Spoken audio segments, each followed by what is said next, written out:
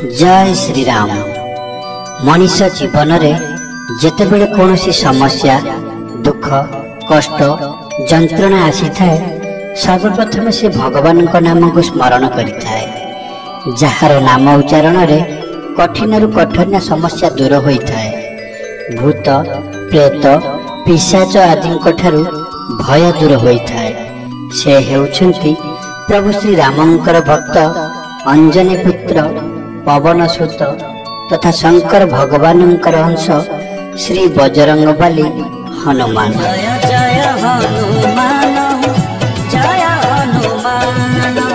ताहले आसंतु प्रभु श्री हनुमानंकर चालीसा गान करिबा ओ तार भावार्थ को बुझिबा। श्री गुरु चरण सरोज रज निज मन मुकुरु सुधारी बरन रघुबर विमल जसु जो दायक फल चारि। बुद्धिहीन तनु जनिके सुमेरु पवन कुमार बल बुद्धि विद्या देहु मोहि हरहु कलेश विकार।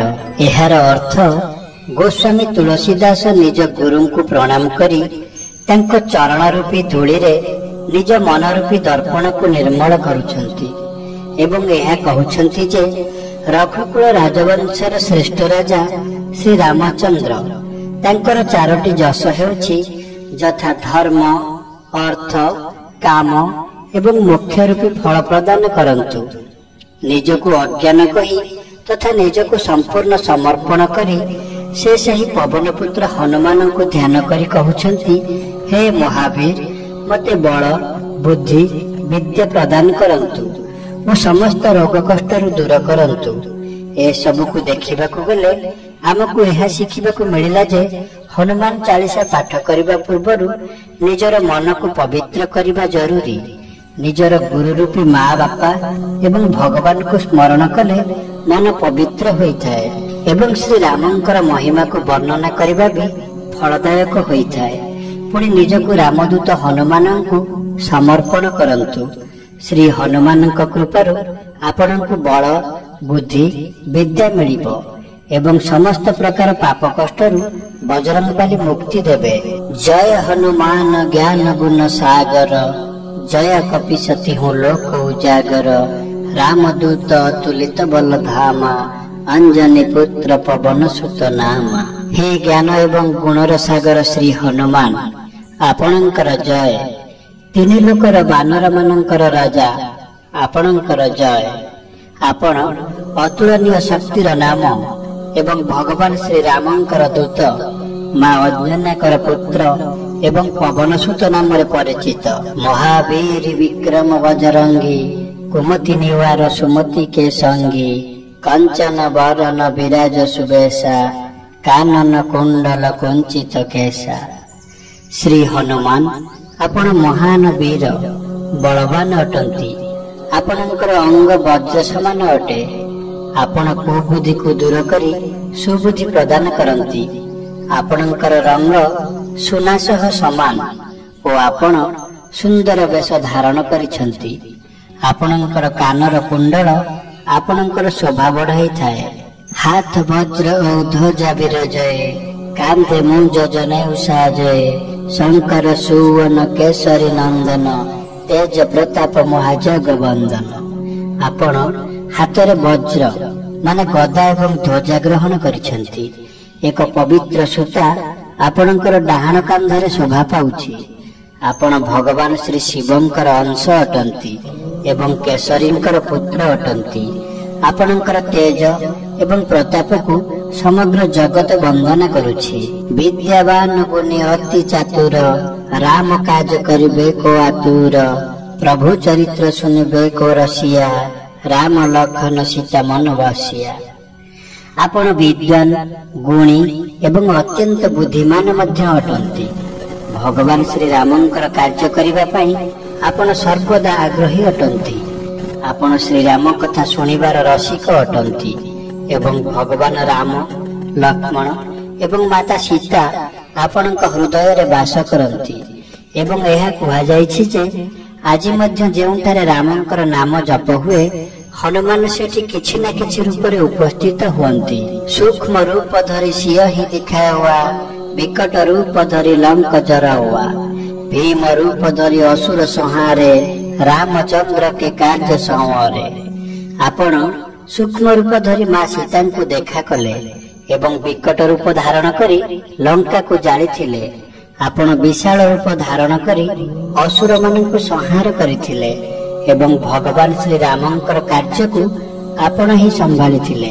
लाय संजीवनी लखन जियाए, श्री रघुवीर हरषि उर लाए, रघुपति की नहीं बहुत बड़ाई, तुम मम प्रिय भरत ही सम भाई। संजीवनी बुटियाणी आपण लक्ष्मणंकर प्राण बंचाइथिले। सेथिपाई श्री राम खुशी होई आपणक हृदय सह आलिंगन करिथिले एवं श्री राम आपणक बहुत प्रशंसा करिथिले ओ तांकर प्रिय भाई भरतंक सह आपणक तुलना करिथिले। सहस बदन तुम्हार जस गाओ, अस कहि श्रीपति कंठ लगाओ, सनकादिक ब्रह्मादि मुनीषा, नारद सारद सहित ईशा। भगवान श्री राम आपणकर प्रशंसा करी कहिले जे आपणकर जस हजार हजार मुखरु गान करिबा भली समान। श्री सनक, श्री सनातन, श्री सनंदन, श्री सनत कुमार आदि ऋषि मुनि, ब्रह्मा आदि देवता और देवर्षि नारद तथा माँ सरस्वती आदि देवी आपणकर गुणगान करती। जम कुबेर दिगपाल जहाते, कवि कवित कही सके कहाते, तुम उपकार सुग्रीव ही कि नहा, राम मिलाय राजपद दिनहा। मृत्युर देवता जम, धनर देवता कुबेर, दश दिगर रक्षक बा दिगपाल आदि मध्य आपणक जसर गुणगान करिबारे असमर्थ हेले। एपरि भाबरे लेखक एवं कवि माने आपणकर जसगान संपूर्ण करिपारिबे। आपण तो भगवान रामंक सह मिसी सुग्रीवंकर उपकार करिसंती, जहा फଳରେ तांकु राज्य प्राप्ति होइथिला। तुमहर मंत्र विभीषण माना, लंकेश्वर भय सब जग जाना, जुग सहस्र योजन पर भानु, लील्यो ताहि मधुर फल जानु। आपणकर कथा मानि विभीषण लंकार राजा होई पारिथिले, जहा समस्त संसार को जणा अछि। जेउ सूर्य एई भूमि ठारू सहस्र योजन दूर रे अछंती, तांको पाखकु आपण जाई एक मीठा फल भाबी ताकु भक्षण करिथिले। प्रभु मुद्रिका मेली मुख माहा, जलधि लांगी गए अचरज नाहा, दुर्गम काज जगत के जेते, सुगम अनुग्रह तुम्हर तेते। एथिरे कोनोसी आश्चर्य हेबार नाही कि आपण प्रभु श्री रामंकर मुद्रिका को मुहरे धरी समुद्र को पारी होइथिले। एई संसार रे जेते भी कष्ट साध्य काम हेउना काहेकि आपणक आशीर्वाद रे से सब कष्ट काम सहजरे होइथाए। राम दुआरे तुमर खवारे, होत ना आज्ञा बिनु पैसा रे, सब सुख लहे तुम्हारी शरणा, तुम रक्षक काहू को डरना। भगवान श्री रामंक द्वारे आपण रक्षक होई अछंती, तेणु आपणक बिना अनुमति रे केही भी श्री रामंक दर्शन करि परिबे नाही। समस्त प्रकार सुख आपणक चरण रे अछि, तेणु जहांकर रक्षक आपण ताकु डरिबार कौनसी कारण नाही। आपण तेज समाहार आपे, तीन लोक हाकते कापे, भूत पिशाच निकट नहीं आवा, महावीर जब नाम सुनावा। हे बजरंग बाली, हे महावीर हनुमान, आपणकर तेज को आपण ही संभाली परिबे। आपणकर गर्जन रे तीन लोक कंपी जाए। हे महावीर, आपणकर नाम जेउठारे निया जाए सेठारे भूत पिशाच आसीबा को भय करंती। नाश रोग हरौ सब पीर, जपत निरंतर हनुमत वीर। संकट ते हनुमत छुतावा, मन क्रम वचन ध्यान जोड़ावा। हे हनुमान, आपणकर नाम जे निरंतर जप करे तार समस्त रोग नाश होइथाए एवं सेमानंकर कष्ट दूरभूत हुए।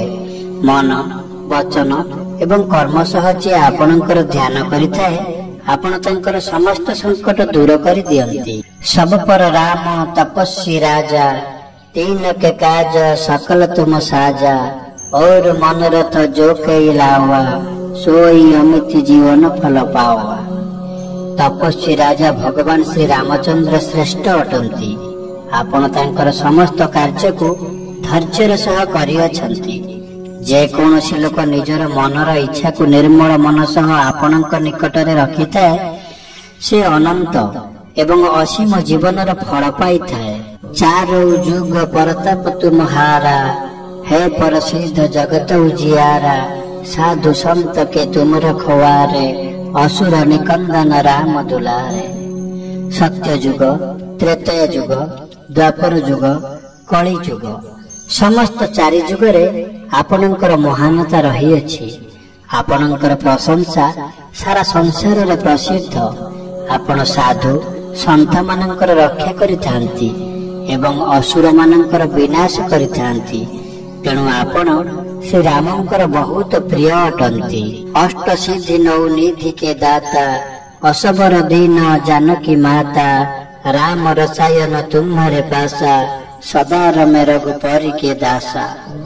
हे श्री हनुमान, सीता माता आपण को वरदान देइछंती जे आपण अष्ट सिद्धि एवं नवनिधि काहाकु भी प्रदान करि परिबे। आपणक पाखरे राम नामांकर रसायन रहिछि। आपण सर्वदा श्री रामंकर सेवक होई रही अछंती। तुम्हारे भजन राम को पावा जन्म जन्म के दुख बिसरावा।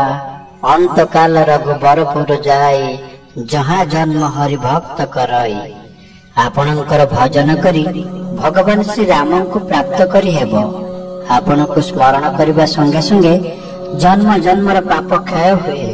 आपणकर नाम स्मरण करबा द्वारा मृत्यु पर भगवान श्री रामंकर धाम माने वैकुंठपुर को जाई हेबो। जेउठारे जन्म हेबा मात्र हरिभक्त बोली समस्ते जानिबे।